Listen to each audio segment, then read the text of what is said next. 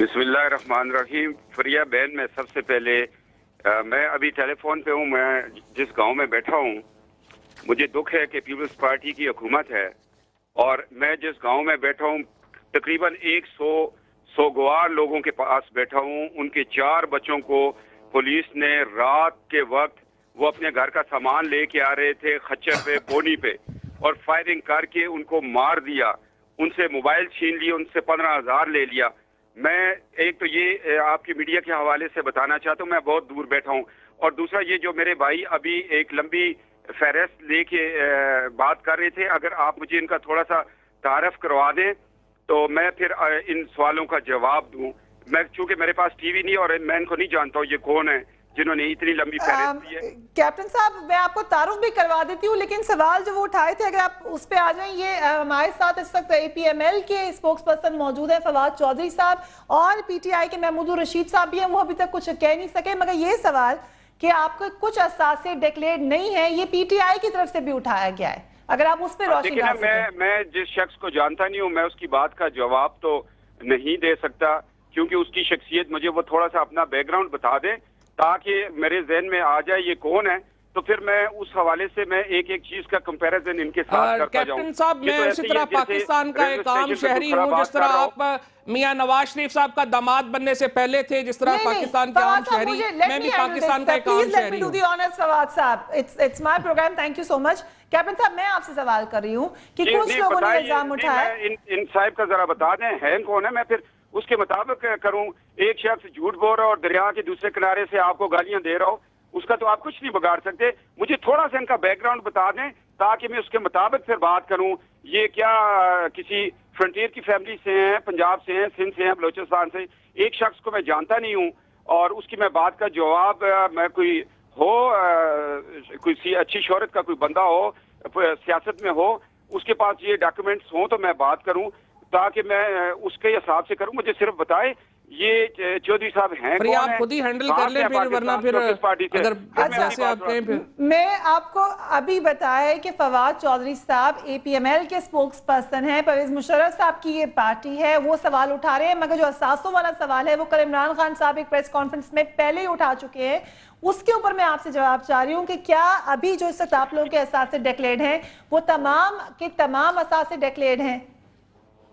अभी भी मैं अभी आपको बताऊं, मैं जहां बैठा हूं, मुझे यहाँ से खबर आई है, ये फवाद चौधरी साहब ये बता रहे हैं कि JLM के हैं। ये वही फवाद चौधरी साहब है।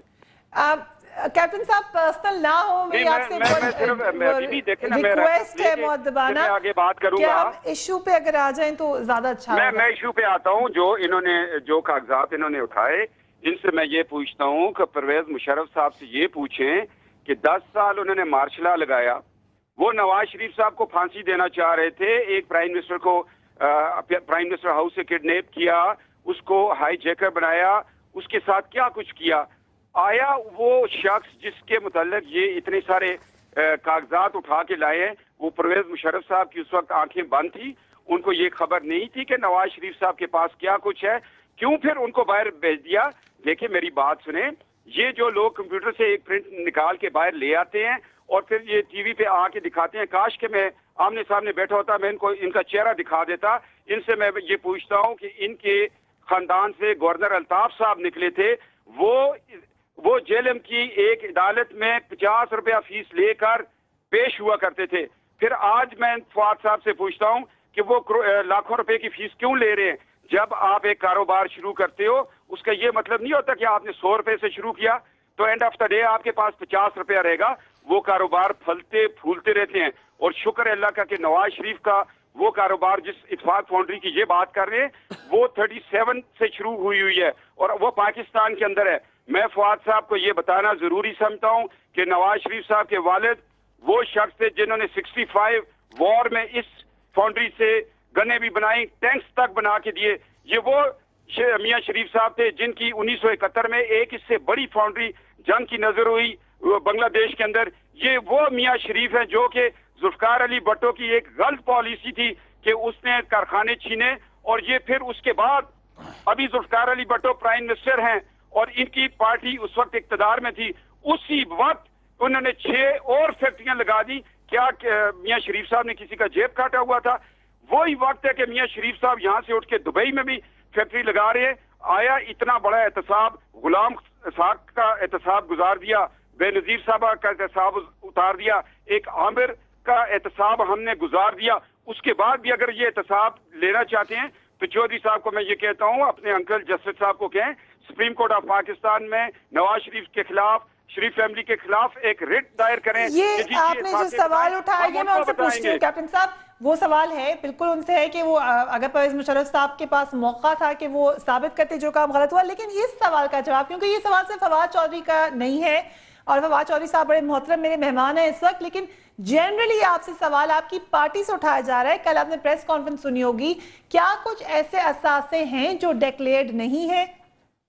देखें बीबी, एक शख्स जो इस मुल्क का 2 दफा वजीर आजम रहा और अल्हम्दुलिल्लाह अगला फिर वजीर आजम है, उसको क्या जरूरत है कि वो कोई ऐसा एहसास छुपा के रखे जो उसकी नेक नामी, जिस शख्स ने इस पाकिस्तान को इतनी ताकत बनाया हो, अगर वो एहसास छुपाता होता तो क्लिंटन ने जो कहा था कि 5 बिलियन रुपीस उसको दे रहे थे, वो कहता उसके जहन में अगर लालच होती, उसके जहन में पैसा उसकी मंजिल होती तो वो चुप होके लेके तो कहीं बाहर बैठा होता परवेज मुशर्रफ साहब की तरह। आज याशियां वो कर रहे हैं और कहते हैं जी मैं हर जगह यूनिवर्सिटी में यानी सब कुछ डिक्लेयर्ड है ना कैप्टन साहब? ठीक है, मैं आपके पास दोबारा आती हूँ। महमूद रशीद साहब, आप लोग बार बार ये बात कर रहे हैं कि पाकिस्तान मुस्लिम लीग नून अपने हिडन असासे डिक्लेयर करे। सबसे सवाल किया आपने, तमाम लोगों से कहा है, ये भी कहा खान साहब ने कि हमाम में सब नंगे। क्या सबूत है आपके पास कि कुछ ऐसे असासे हैं जो डिक्लेयर्ड नहीं है? बिस्मिल्लाहिर्रहमानिर्रहीम। देखिए फरिया, बात यह है कि हमने किसी ख़ास बंदे का इस अंदाज से नाम नहीं लिया और ख़ान साहब की बात को बजाय अप्रिशिएट करने के ख़ान साहब ने अपने असास से डिक्लेयर किए और ये कहा कि तमाम सियासी जो कायदीन हैं उनको भी डिक्लेयर करने चाहिए अपने असास से। लेकिन मुझे नहीं समझ आई कि ये मुस्लिम लीग एन ने इस पर इतना ज़्यादा ओवर रिएक्ट क्यों किया। ख़ान साहब ने तो एक जनरल बात की, अपने असासे जो है ना वो बता दिए कि मेरे ये एसेट्स हैं और उनके ऊपर जो मुख्तलिफ़ किस्म के गंदे इल्ज़ामात पिछले 10-15 दिन से लोग लगा रहे थे वो उसकी उन्होंने वजाहत की और अपने सारे एसेट्स जो है ना वो कौम के सामने पेश कर दिए। और एक जनरल बात की अक्रॉस द बोर्ड के तमाम सियासी रहनुमाओं को भी अपने असासे जो है वो पेश करने चाहिए, सिर्फ सियासतदानों को ही नहीं बल्कि जो हमारे ब्यूरोक्रेट्स हैं, जजेज़ हैं, जर्नैल हैं, जितनी भी लीडरशिप है उन सबको अपने असासे जो है वो ज़ाहिर करने चाहिए। इसलिए कि हमारे तकरीबन 100 अरब रुपया से ज़ायद जो स्विट्ज़रलैंड के बैंकों में पड़े हैं वो पाकिस्तान के लोगों ने यहाँ से इस कौम के पैसे चुरा कर वहाँ पर रखे हुए हैं। 65 अरब डॉलर्स के हम मकरूज़ हैं। वो हमारा कर्ज़ा भी उतर सकता है, हमारी इकॉनमी ठीक हो सकती है, हमारे सारे मसाइल हल हो सकते हैं। तो ये तो एक अच्छी मिसाल उन्होंने रखी कि तमाम सियासतदानों को अपने एसेट्स जो हैं वो ज़ाहिर करने चाहिए। अगर मुस्लिम लीग एन जो है उस पर ओवर रिएक्ट करती है, मैं नहीं समझता कि कल चौधरी निसार ने जो प्रेस कॉन्फ्रेंस की जल्दी में और सलमान शहबाज जिस तरह से वो टीवी के ऊपर आके उन्होंने सारी बात की, मैं ये कहता हूँ कि तमाम सियासतदान इसे एक लफ्ज़ी जंग की बजाय इस इशू को एक सीरियस इशू के तौर पे लें। कौम ये जानना चाहती है कि ये लोग जो हमारे मुल्क के हुक्मरान रहे हैं 2-2, 3-3 दफ़ा, जो वज़ीर आला वज़ीर आज़म रहे हैं, पीपल्स पार्टी की हुकूमत रही है, मियाँ नवाज शरीफ की हुकूमत रही है, तो ये इनके एसेट्स में इतने 100 गुना इजाफा किस तरह से हो गया इस मुख्तसर सी मुद्दत में, ये बड़ी तफसील के साथ फवाद ने मियाँ नवाज शरीफ के एसेट्स को बताया। आसिफ अली जरदारी के जो एसेट्स हैं, मैं ये बताता हूँ कि आसिफ अली जरदारी के जो एसेट्स हैं ये गुर्बत कैसे मिट सकती है। ये मोहम्मद अब्दुल हमीद चौधरी हैं जिनकी ये बुक है जिसके अंदर वो आसिफ अली जरदारी के एसेट्स की भी थोड़ी सी जिक्र करते हैं कि उनकी 6 शुगर मिलें, 34 प्रॉपर्टियां, इसके अलावा उनके बैंक अकाउंट्स हैं 27, 24 उनकी फ्रंट कंपनियां हैं, 6 उनकी प्रॉपर्टियां अमेरिका में हैं, 9 बरतानिया में हैं, फ्रांस में केन्स में एक महल है, बेल्जियम में उनकी 2 प्रॉपर्टीज़ है। ये इसकी पूरी एक डिटेल इस बुक के अंदर दी हुई है। तो मैं ये समझता हूँ कि कौम ये हक बजानब है ये सवाल पूछने में कि जी ये आसिफ अली जरदारी साहब के बारे में मैंने बताया कि गुर्बत कैसे मिट सकती है। ये एक किताब है और उसकी तरदीद आज तक पीपल्स पार्टी की तरफ से और आसिफ जरदारी साहब की तरफ से नहीं आई। मियाँ बरादरान के बारे में फवाद चौधरी ने काफ़ी तफसील से सारी बातें की हैं, मैं उसको दोबारा रिपीट नहीं करूँगा।